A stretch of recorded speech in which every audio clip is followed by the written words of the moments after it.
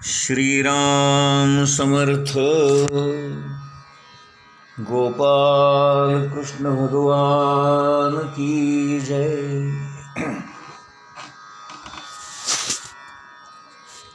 गीतेचा हा दुसरा अध्याय सांख्य योग म्हणून ओळखला जातो.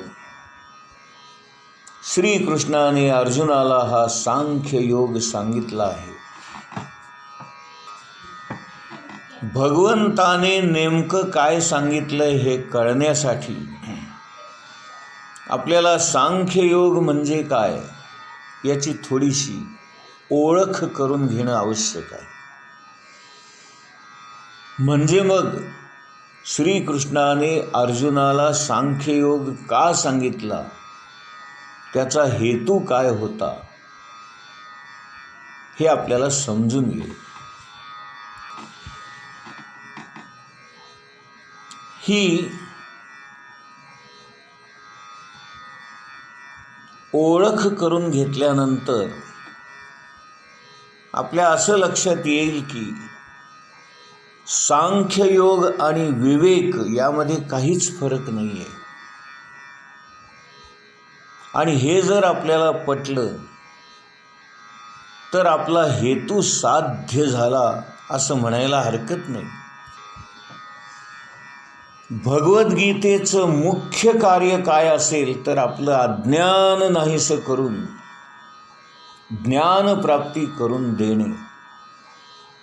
आणि ज्ञान प्राप्त झाल्यामुळे आपलं जीवन कसं सुखी करता येईल, आचरण कसं बदलता येईल, आपले विचार कसे बदलता येतील, या सगळ्या गोष्टी घडून येणं आवश्यक आहे. माणसाने सतत आपल्या जीवनाचा आढावा घ्यावा आणि मग सत्याच्या मार्गावर चालावं. आणि म्हणून सत्य काय आहे याचं ज्ञान करून घेणं आवश्यक आहे. या जगामध्ये सत्य एकच आहे आणि ते म्हणजे परमात्मा परमेश्वर. जे शाश्वत असतं, जे कायम असतं, जे कधीच बदलत नाही, त्याला सत्य म्हणतात. एक भगवंत सोडला तर बाकीच्या सगळ्या गोष्टी असत्य आहेत. आणि म्हणूनच आपण सत्याच्या मार्गाने चालावे, म्हणजे त्या भगवंताच्या प्राप्ती करून घेण्याच्या मार्गावर चालावं असा त्याचा अर्थ. सत्य म्हणजे खरं बोलावं आणि खरं वागावं असं जे आपण समजतो असा मर्यादित अर्थ नाही आहे. जे नित्य आहे, अविकारी आहे, सतत आहे, शाश्वत आहे, कायम आहे, त्यालाच सत्य म्हणायचं. आणि या सत्याला समजून घेण्यासाठी आपल्याला सूक्ष्मदर्शी आणि समदर्शी बुद्धी लागते. आणि या बुद्धीच्या चालनेलाच विवेक असं म्हणतात. म्हणून बुद्धीला चालना मिळावी, विवेकपूर्ण विचार आपल्या मनामध्ये यावे, आणि म्हणून यासाठी सतत अभ्यास करण्याची आवश्यकता असते. सतत त्या भगवंताचं चिंतन मनन श्रवण करण्याची आवश्यकता असते.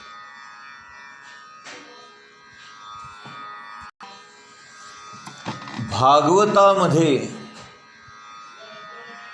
कर्दम प्रजापती नावाचे ऋषी होऊन गेले आणि देवहूती नावाची त्यांची पत्नी. या दाम्पत्याच्या पोटी कपिल महामुनींचा अवतार झाला आणि हा देखील भगवंताचाच अवतार मानला जातो.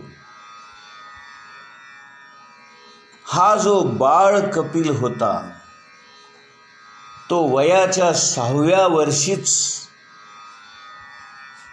भगवंताचा म्हणजेच सत्याचा शोध घेण्यासाठी घराबाहेर पडणार होता. परंतु त्याच्या मातेला ते सहन झालं नाही. तिने त्याला अडवलं आणि त्यावेळेला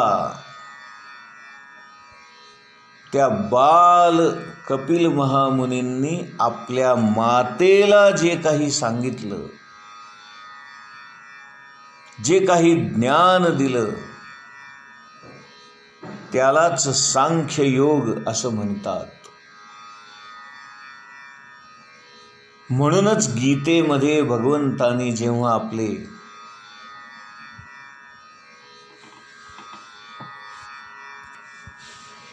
अनेक अवतार अर्जुनाला सांगितले, कोणत्या कोणत्या विभूतींमध्ये मी आहे, हे जेव्हा अर्जुनाला भगवंत सांगत होते, तेव्हा 10व्या अध्यायामध्ये 26व्या श्लोकामध्ये भगवंत म्हणतात, सिद्धानां कपिलो मुनिः, म्हणजे सर्व सिद्ध माणसांमध्ये कपिल महामुनी जो होऊन गेला तो मी आहे. त्यामुळे कपिल महामुनी हा भगवंताचाच अवतार होता.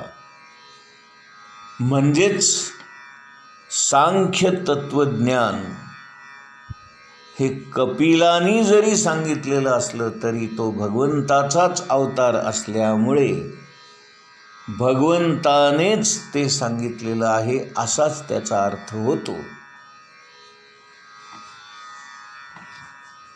म्हणून सांख्य तत्वज्ञान हे ईश्वर प्रणीतच आहे.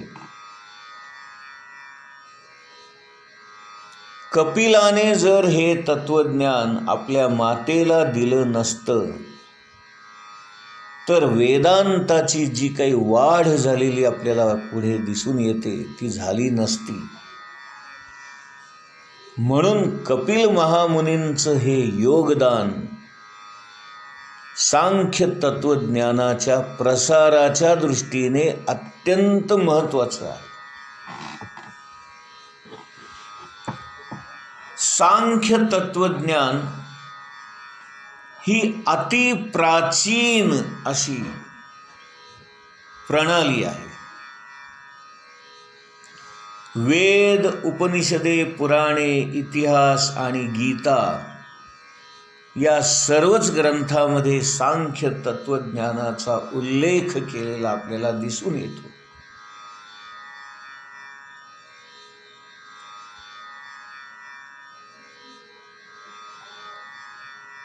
याच्यामध्ये एक उणीव म्हणा किंवा एक दोष म्हणा, हे तत्वज्ञान जे आहे ते द्वैत कल्पनेवर आधारित आहे आणि बाकी सगळे ग्रंथ अद्वैत तत्वज्ञानाचं प्रतिपादन करतात. परंतु सांख्य तत्वज्ञान मात्र द्वैताचं प्रतिपादन करतात. ही एक थोडीशी उणीव म्हणा किंवा थोडीशी कमकुवत बाजू असं आपण समजूया. म्हणून आद्य शंकराचार्यांनी ह्या सांख्य तत्वज्ञानाचं खंडन मंडन करून अद्वैत तत्वज्ञानाचा प्रसार केला असं मानलं जातं.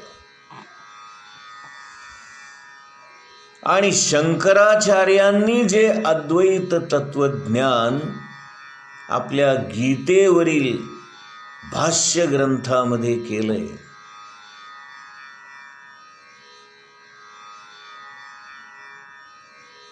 तेच तत्वज्ञान ज्ञानेश्वर महाराजांनी सुद्धा भगवद्गीतेवर टीका करताना, ज्ञानेश्वरी लिहिताना शंकराचार्यांनी मांडलेलं अद्वैत तत्वज्ञानच ग्राह्य धरलेलं आहे. आणि म्हणून भाष्यकारा ते वाट पुसतू असं जे ज्ञानेश्वर महाराजांनी म्हटलेलं होतं, जे आपण प्रस्तावनेमध्ये त्याचा अभ्यास केलेला आहे, ते भाष्यकारा ते म्हणजे शंकराचार्यांना उद्देशून तो शब्द आहे.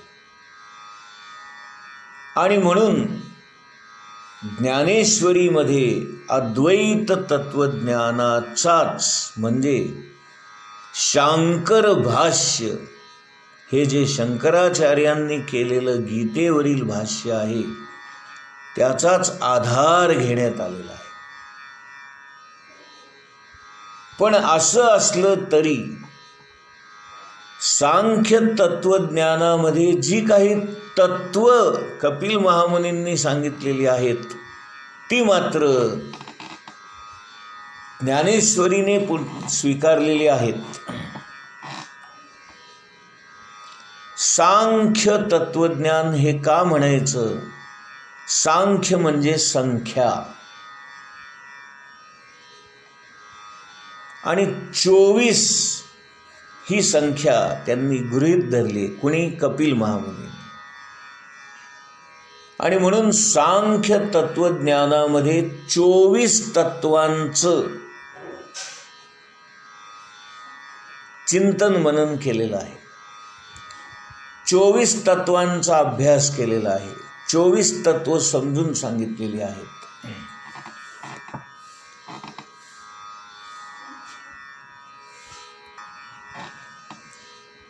आता ही 24 तत्व कोणती? तर पंचमहाभूते, पृथ्वी, आप, तेज, वायू, आकाश. पृथ्वी म्हणजे आपण राहतो ती जमीन, आप म्हणजे पाणी, तेज म्हणजे अग्नी, वायू आणि आकाश, अशी ही 5 तत्व. 3 गुण सत्व, रज, तम. 5 आणि 3 8. त्याच्यानंतर 5 ज्ञानेंद्रिये, नाक, कान, जीभ, डोळे आणि त्वचा. म्हणजे 5 आणि 3 8 आणि 8 आणि 5 13. या 5 ज्ञानेंद्रियांचे 5 विषय, शब्द, स्पर्श, रूप, रस, गंध. 13 आणि 5 18. 5 कर्मेंद्रिये, हात, पाय, वाणी म्हणजे बोलणं,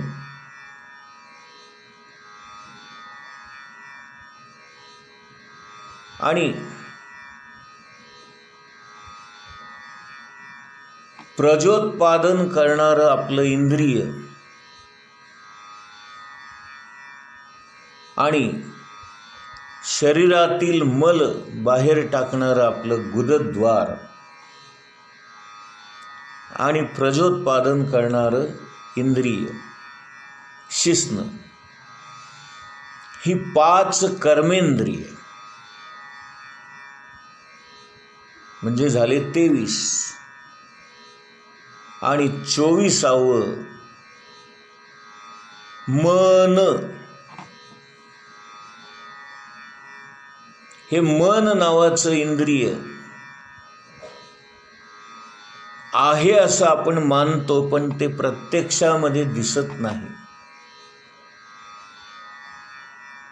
अशी ही 24 तत्व आहेत.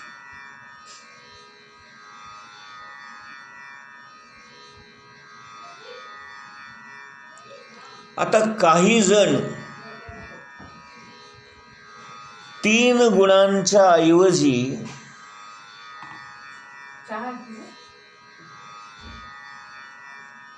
मनाच्याच तीन अवस्था म्हणजे बुद्धी, चित्त आणि अहंकार या गोष्टी गृहीत धरतात.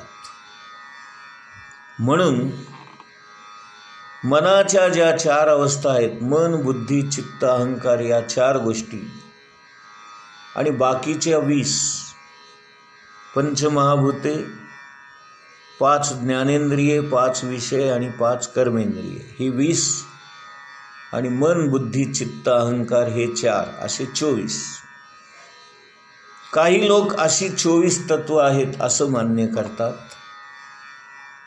काही लोक 3 गुण आणि 1 मन असं धरतात.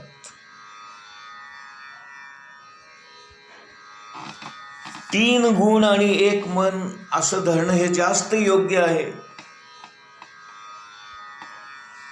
कारण आपली प्रकृती जी आहे ती अष्टधा प्रकृती असं आपण म्हणतो, ती 5 महाभूत आणि 3 गुण यांपासून बनलेली असते. म्हणून आपण 3 गुणांचा समावेश केला म्हणजे अष्टधा प्रकृतीची 8 तत्व होतात. आणि 1 मन म्हटलं की त्याच्यामध्ये मनाच्या 4 अवस्था आपोआप येतात. मन, बुद्धी, चित्त, अहंकार या मनाच्या 4 अवस्था आहेत. त्यामुळे माझ्या मते पंचमहाभूत, 5 ज्ञानेंद्रिय, 5 विषय, 5 कर्मेंद्रिय अशी 20 तत्व, 3 गुण आणि मन असे 4, अशी 24 तत्व जास्त योग्य आहेत. गोपाल कृष्ण भगवान की जय.